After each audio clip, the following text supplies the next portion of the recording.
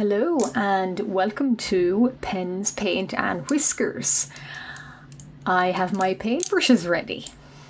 So in this part 2 of my redraw this, I am going to, well, I have done some watercolour painting already before I started filming of my dragon merman creature.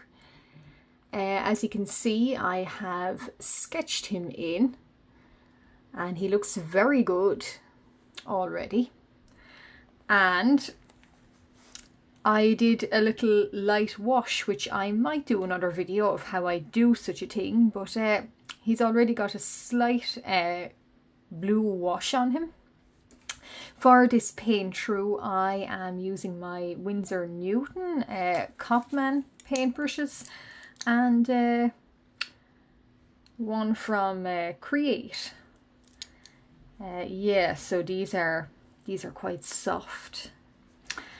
And I have with me my Reeves Watercolours.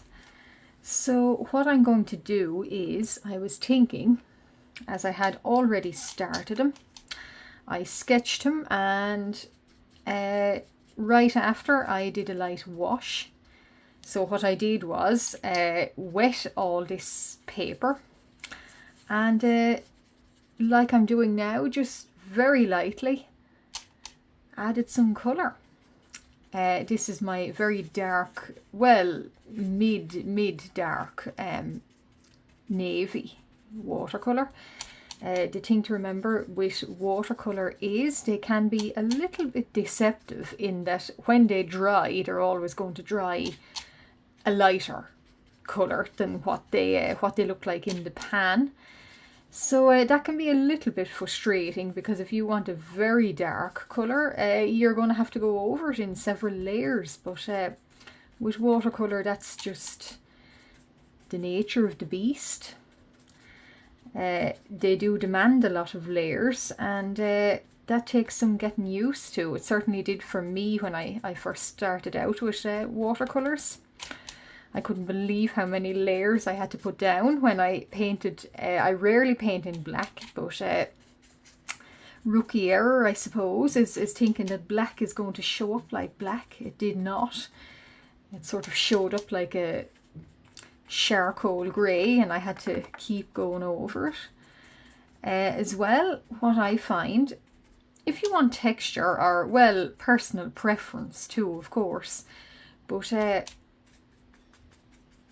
as you can probably see, I'm not too particular with my paint strokes, and I'm not typically, when you're starting out, or some people still do it, but typically starting out, what people do is to get a big blob of paint or watercolour and they paint stripe, stripe, stripe, stripe. I don't do that. I, again, like with markers and pencil, as you can probably see here, circular motions. You'll cover a lot more, even though it doesn't look like it, and gets a firmer, more even base, and hopefully less streaks. But I don't mind doing this for quite some time. And as I said, it takes a little bit of practice to get shadows and light and preferably the colour you want going with them. Or with anything, I suppose. I rarely use black too. I just think it can dull dark tones. So I'm just adding water, only sparing amount of water. You might have noticed I don't go for my water jar up here an awful lot. It's because water with watercolour actually tends to lighten it a little. Makes it more smoky or translucent. I don't want that in his case here. If I was doing a another piece where I did want a wispy look, I would in fact go for a lot of water, but not today. So I'm being very sparing with my water, and because the more water, the more opaque I think, or more translucent something is going to look. So I'm going to give this a chance to get dark as possible. I only go for a sparing bit of water too, and rinse off the brush and back to the same. Yeah, as you can probably see, as I'm hoping to go upwards into light, because water is a tricky medium.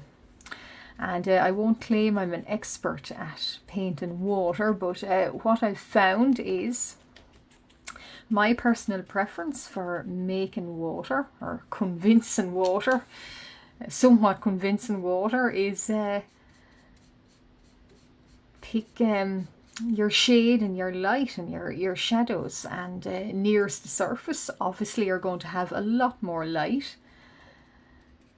and towards the bottom, so the depths down here, a lot more dark. So this half is, I'm going to try and be a little bit more careful, because I want more water for more light, and hopefully it works. I've painted over some of his horn, but that's okay. Sometimes a painting doesn't quite work out how I envision it, but I'm happy with that. I might later on in this redraw, I might do some gouache and show you guys how gouache goes over watercolour. This is probably about as much darkness as I want up in this half of the painting, so we'll just sort of dye it here with run it through with a little bit more water, and try and get the circular brush motions again. Yeah, so when watercolor does dry, it can come out with quite a lot of texture, or a lot of, certainly if you do the circular motions like I do, it comes out with a lot of texture. I personally like that, but if you don't, that's okay too. I'm just not very sure how to make watercolor without quite a lot of texture, unless you did go side to side and you were very careful with your brush strokes. But no, I'm sort of hard and fast with mine. We leave a good bit of space around his tail and fins. Like I said in the previous video, in part 1, I'm going to do his body in a nice metallic, so he'll be a nice metallic green hopefully, and this space of water here, the blue I'm making, hopefully I can paint in some little fish shoals, and just do a mini demonstration on how I make easy fish shoals. I always do that with my mer creatures. It just nice exciting sort of background. Doesn't they're not floating in mid-air, then they can look sort of somewhat convincing in that they're swimming in some kind of place where there's other life, other fish.